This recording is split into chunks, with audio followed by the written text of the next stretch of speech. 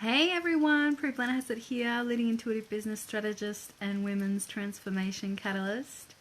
And we've got a beautiful rainy day here. I've been loving I'll just share that with you. I mean, it's nice and green, but you can see a few little raindrops falling. I love sitting inside when there's this beautiful rain falling, and it's just such a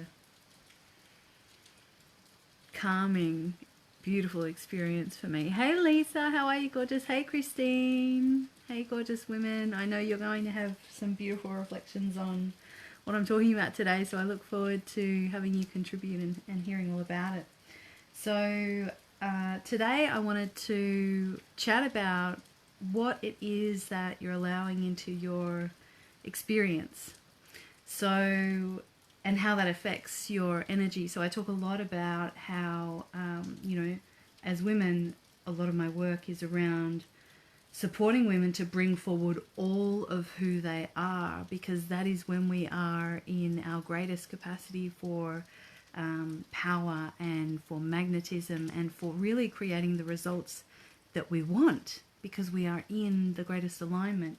And one of the things that I've noticed is that, in addition to, losing power from pushing away different parts of ourselves and, disowning parts and being in a space of shame and guilt and, kind of not wanting to see, maybe not bringing forward all of our spirituality, not bringing forward all of who we are, aside from that, there's also things like, what people are we allowing into our lives? What people are we spending time with? There's that saying that we become who we spend, the sum of the 5 people that we spend the most time with, or something like that. And there's a lot to that, and I think not just in the traditional sense, but there's something very powerful that happens in the transmission of energy that happens with the people that we hang out with. And, we're all very sensitive, highly sensitive humans as women as well. We pick up on things. Hey, Cherie. Hey, Megan. So we pick up on these things, and we pick up on the energy that's around us, whether it is the people that we're spending time with via the transmission of energy that's happening, which can either be something that's incredibly powerful and working in our favor if we're hanging out with high vibe people that are, where we want to be, and we're moving in that direction. And so we can be in that experience of transmission and that experience of energy and be moving towards that. Or it can be the opposite. And it can be that, we want to go here, but we're still hanging out and spending time with people who are kind of in a, perhaps a less high vibe experience than either where we are or where we want to go.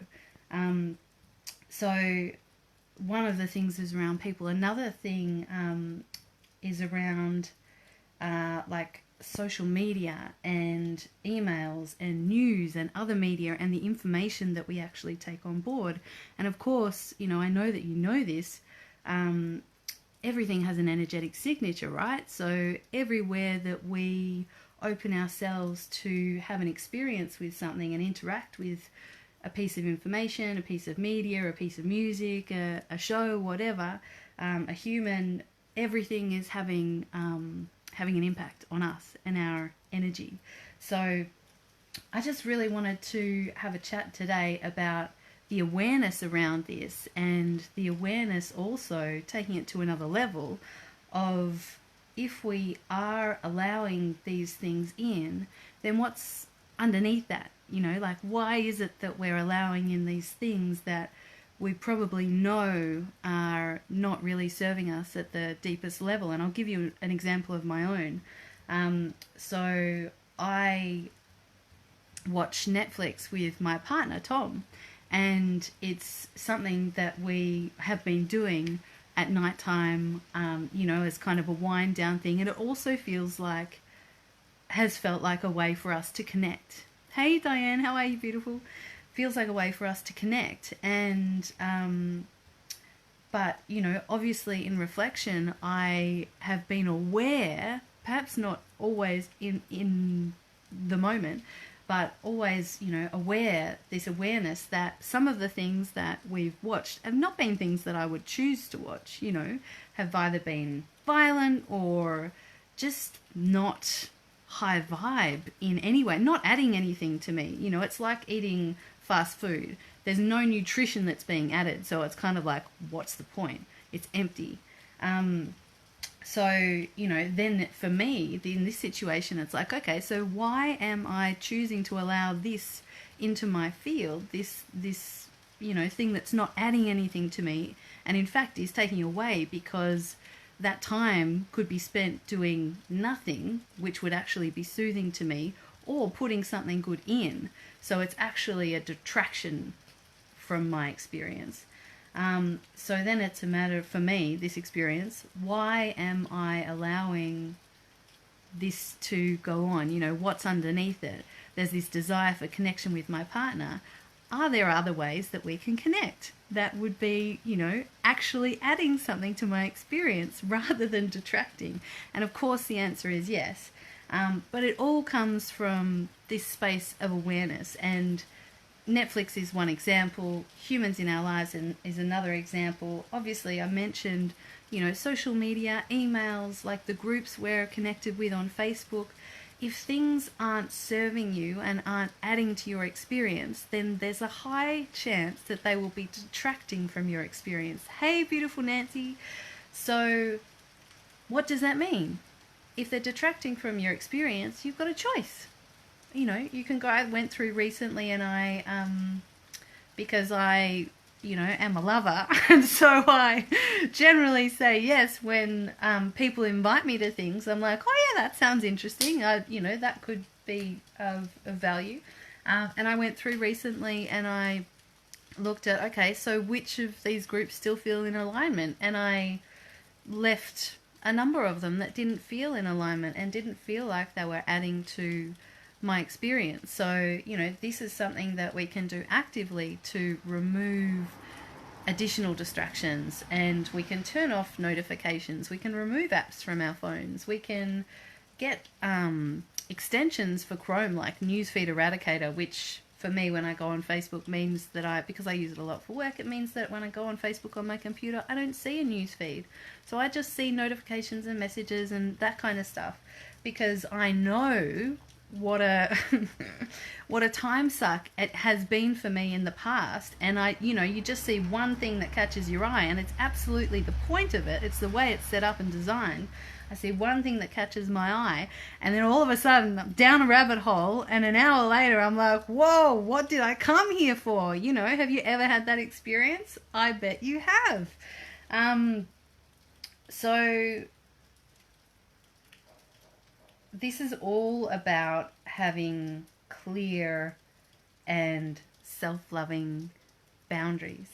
And of course, it all starts with awareness.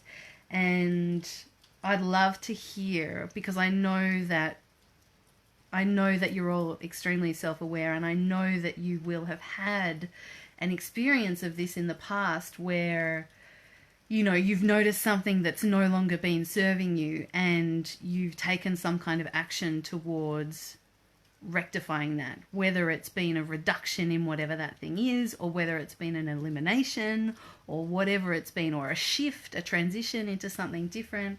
And I would love to invite you to share in the comments, because every time we share our experience as women, it contributes positively to someone else.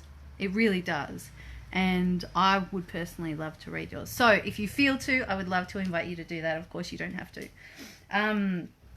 So clear and self-loving boundaries. This is really where our invitation is. And as women of impact, like I said at the start, our invitation is to bring forward all of who we are, to bring forward our most powerful selves in order to be able to have impact in our lives in small ways and big, whether it's just showing up for our partner, our kids, our friends, our family, ourselves, or whether it's actually going out into the world and delivering our soul work in a massive way. It doesn't it doesn't matter the size of the impact, the serving of ourselves is still at the core of where the power comes from. So, what else did I want to share? I guess I would love to invite, first of all, the awareness of where is your power potentially getting fractured by distractions or activities that aren't serving you. Number two, what's underneath that? So like with my experience with watching Netflix with Tom, and what's underneath that is my desire to connect with him. And is there a potentially a different way that we can do that? So, well, that's 1, 2, and 3. I hope you got that. I might try and write it in the description. So I would love to invite us all to make a commitment to ourselves. And the commitment doesn't have to be towards perfection, because, you know, that's a bit of a fallacy. But the commitment can be to be more aware, to choose awareness, to choose to be a little bit more aware each day, a little bit more aware in each moment as to where our power might be, or energy might be, fracturing, and where we can choose to bring that back in as a method of divine self-care.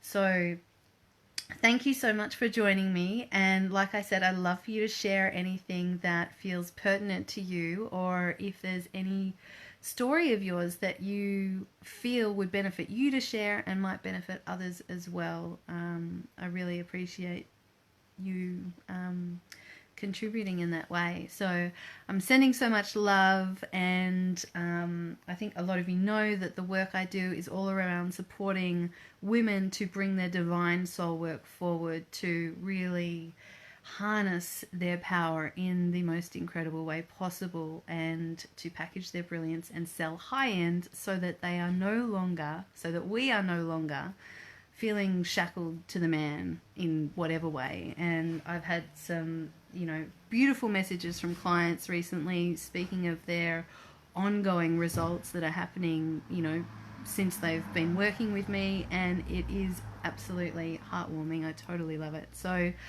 I will leave it there. If you want to jump on a call with me, it's a free heart-to-heart, half an hour, and we can chat about where you are and where you want to go, and map out a divine strategy for your financial ascension. If you're interested in that, you can do it at ceopriestesschat.com. I'm sending you so much love, and I really hope you have a beautiful day. Mwah.